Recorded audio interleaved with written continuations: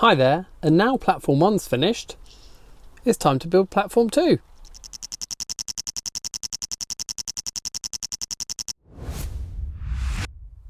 If you've watched the previous video where I built the first platform, you'll know that this side of the platform which faces the track is going to be completely hollow. There's nothing supported under there apart from these blue columns which sit on jumper plates which allow the platform to just sit half a stud away from the edge of the train that's come into the platform. Obviously the other platform, if we turn this round, is going to be in view the whole time when there's no train in the platform. So we need to make that one a little bit more decorative, nicer looking. So I'll show you the pieces I'm going to use to make that. So the first thing to point out is that this platform is going to be a lot wider than the other one. The previous platform was 6 studs deep and this one's going to be 10 studs deep, but it's going to be the same format of the tiles and grill plates on the edges. So that's the first bit we're going to make up now, which is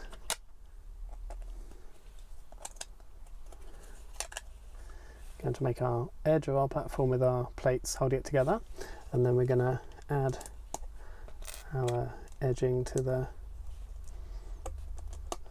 platform, move those along, as we're going to need the same jumper plates that we used in the last video. So we've got our white edge and then again our jumper plates for the end wall where the tunnel mouth is going to be, and fill that up with some light grey jumper plates. They're not going to be seen, so it doesn't really matter what colour they are. And then as before we're going to do our row of dark grey grill tiles like that, and then our row of yellow grill tiles,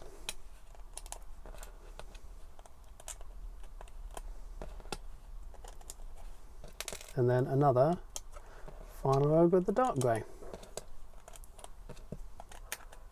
Then as before we're going to fill in the gaps with our light grey 2x2s, but whereas the other platform only had one row, we're going to manage to squeeze in a few more rows than that. So there's our first and our second,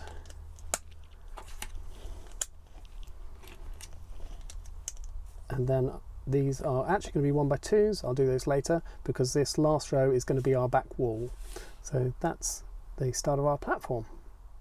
So like I said, I want the edge of the platform and the supports below it to be a little bit more decorative on this side, so I've decided to go for these 1x6x2 arch pieces. So I've got a lot of those in dark grey and we're planning on putting those together like this.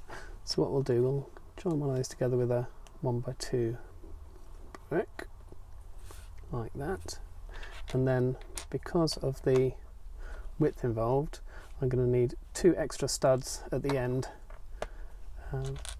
like that, just to make up the correct width of the platform like so, and then I'll put another 1x2 on the end of there ready to continue on to the next arch, and then that will sit on top like this. And then just to support underneath, it doesn't matter what we use as long as it's the correct height. So we need 3 bricks and a plate, so any old colours, any old bricks, because they won't ever be seen. But we have kind of got this gap here, so the next plan is we're going to make a wall out of just plain black 2x4s, and that can sit behind a couple more like that, and then one more row on top like that. And if we sit this in front like that, then we don't no longer see through those, but we've just got a slight indentation and black below, so it gives it a bit more decorative effect rather than just a plain wall. So what I'm going to do now, I'm going to continue that all the way along here, which is going to be quite a long process. I'll do it on the time lapse so you can watch if you want, otherwise skip to the end and we'll have a chat about it when it's finished.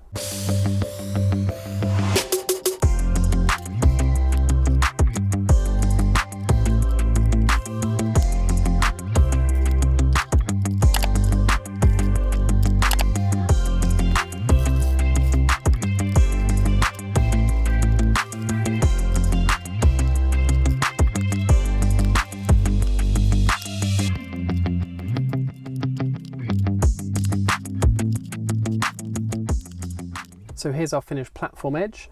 You can see the full length of it here, and like I said, at each end we've got our 2 extra studs next to the end arches just to give it the correct length of our platform. It's got tiles on the top ready to give it that 3 bricks 1 plate height. I've also made some more substantial supports, so again 3 bricks 1 plate. This will spread the weight of the platform over a larger area. Sitting down onto these pads is not going to have much weight, but it's a nice sturdy structure to keep it up. If you've watched previous videos of mine, you may recognise these as the roof I was going to use for my Class 442 Wessex electric train, which never happened. I changed it to curved slopes instead, so I could have loads of these lying around, so I thought they'd be perfect to support the platform with. So I've got some of those, and now I've got to have all these plates and a bag of white tiles, a bag of yellow grill plates, a bag of grey grill plates, a bag of 2x2 grey tiles, and a bag of 1x2 grey tiles. So all that little lot now builds the platform edges. So as I just start to build these platforms, if you don't watch the build process just before I go into time-lapse, you can jump below and there's a list of chapter points, and you can just skip over this and you can join me afterwards when they're all finished.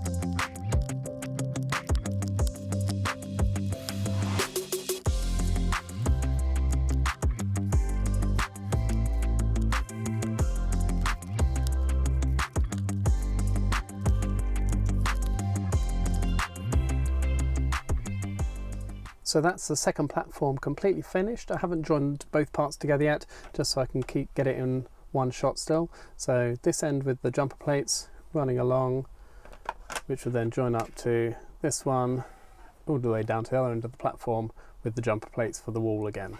On this one, you may have noticed I've kept a couple of gaps here. That's because this is where the station entrance is going to be. So what I'm going to do here is I'm going to tile that there like that, and then we're going to have another plate here, and we're going to tile out here like that, and when the walls come in, this will then go around the corner and disappear.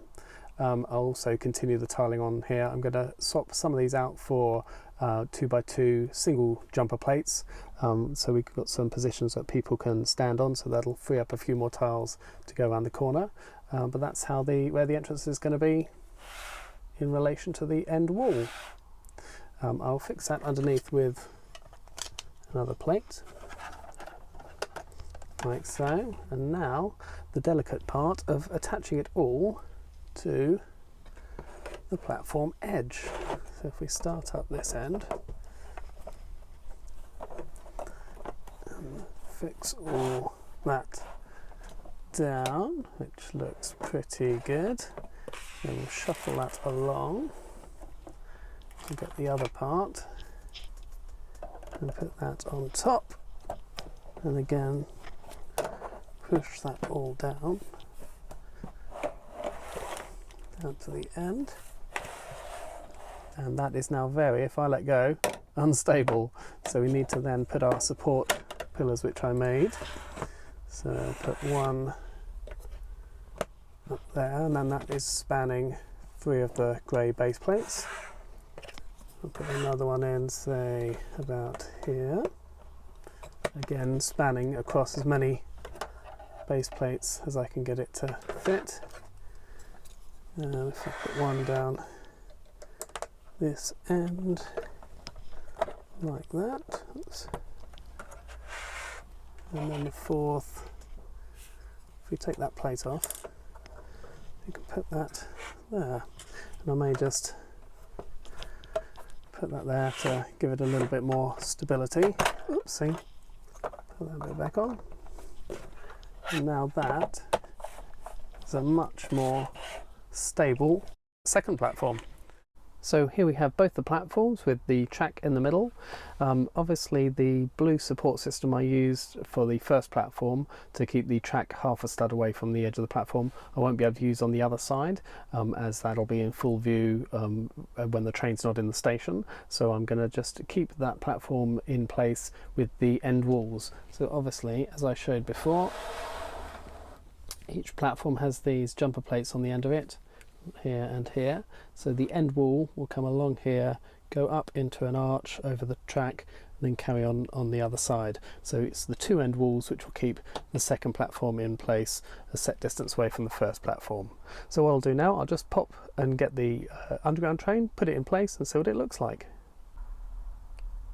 So I've had to pop the camera off the tripod for this because there's no way I can fit everything in a static shot, but here you can see the two platform edges, the train in the middle. That's obviously where our entrance will be. The train can come in, and it is just slightly shorter than the length of the platforms. So there we have our two platforms, our London Underground train sitting in the station, ready to collect some passengers, drop people off, and then go about its business. So we'll finish this video the same way we did last time. Here's Minifig Jez waiting to get on his train. He's got himself a newspaper to read on his journey, and it's going to keep him happy while he rides the London Underground to wherever he's going today. Let me know what you think. Is this progressing well? I've only done 2 videos so far on the platforms on top of the building the train itself. I've still got all the walls, the tunnel mouths, the ceiling, and lots of accessories to go. So let me know what you think. Please let me know in the comments. If you're liking this, give it a thumbs up, and please do subscribe for more LEGO videos.